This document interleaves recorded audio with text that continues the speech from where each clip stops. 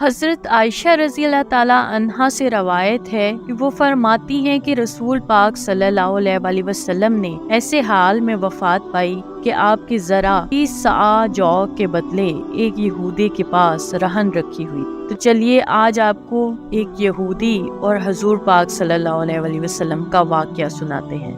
ہمارے اکثر علماء کی تحقیق یہ ہے کہ ایک صاع تقریباً 3.5 سیر کا ہوتا ہے۔ اس حساب سے 30 صاع جو قریباً 2.5 من کے ہوئے۔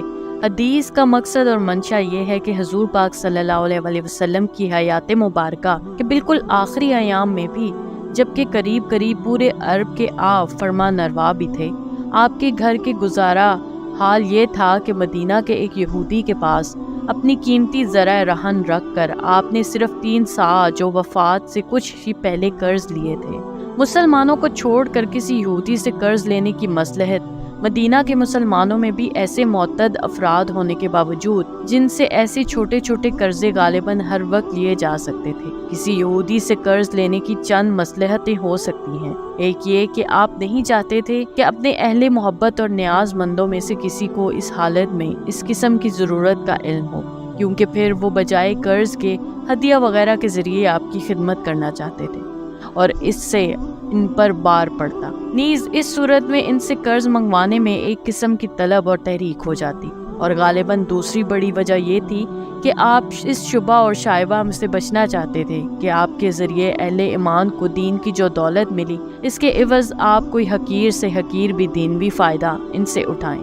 اس لیے مجبوری اور ضرورت کے موقع پر آپ قرض بھی غیر مسلموں سے لینا چاہتے تھے۔ تیسری مصلحت اس سے غالباً یہ تھی کہ لین دین کے یہ تعلقات غیر مسلموں سے رکھنے میں ان کی آمد و رفت اور ملنے جلنے کے موقع پیدا ہوتے تھے، اور اس کا راستہ کھلتا تھا کہ لوگ آپ کو اور آپ کی سیرت کو جانیں اور جانچیں، اور ایمان اور رضائے الہی کی دولت سے وہ بھی بہرہ یاب ہوں۔ چنانچہ یہ نتائج ظہور میں بھی آئے۔ مشکوتہ ہی میں امام بقیعی کی دلائل النبوتہ کے حوالے سے مدینہ کے ایک بڑے دولت مند یہودی کا یہ واقعہ مذکور ہے کہ رسول پاک صلی اللہ علیہ وسلم نے اس سے کچھ قرض لیا تھا۔ وہ تقاضا کو آیا تو آپ نے عذر کیا کہ اس وقت ہم خالی ہاتھ ہیں، اس لیے تمہارا قرضہ ادا کرنے سے آج مجبور ہیں۔ اس نے کہا میں تو لیے بغیر نہیں جاؤں گا۔ چنانچہ جم کے وہیں بیٹھ گیا، یہاں تک کہ پورا دن گزر گیا اور رات بھی گزر گئی۔ حضور پاک صلی اللہ علیہ وسلم نے اس دوران میں اس یہودی کی موجودگی ہی میں ظہر، عصر، مغرب، عشاء اور فجر کی نمازیں ادا فرمائیں، اور وہ نہیں ٹلا۔ بعض صحابہ کو اس کی یہ حرکت بہت ناگوار ہوئی اور انہوں نے چپکے اس کو ڈرایا دھمکایا تاکہ وہ کسی طرح چلا جائے۔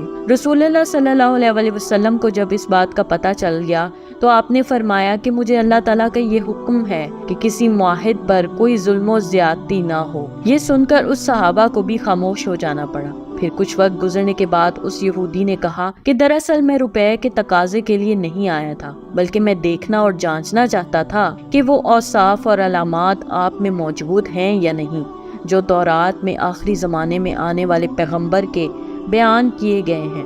اب میں نے دیکھ لیا ہے اور مجھے یقین ہو گیا ہے کہ آپ ہی وہ نبی موعود ہیں۔ اس کے بعد اس نے کلمہ شہادت پڑھا اور اپنی ساری دولت حضور پاک صلی اللہ علیہ وسلم کی خدمت میں پیش کر کے عرض کیا، ھذا مالی فاحکم فی بما اراک اللہ، یہ میرا سارا مال حاضر ہے، اب آپ اللہ کی تعلیم و ہدایت کے مطابق اس کے بارے میں جو چاہیں فیصلہ فرمائیں اور جس مصرف میں چاہیں اس کو صرف فرمائیں۔ اس طرح کی مزید دلچسپ ویڈیوز دیکھنے کے لیے دیکھتے رہیے میرے چینل کو لائک، سبسکرائب اور شیئر ضرور کیجیے، اور ساتھ ہی ساتھ بیل آئیکن کو بھی دبا دیجیے۔ شکریہ، اللہ حافظ۔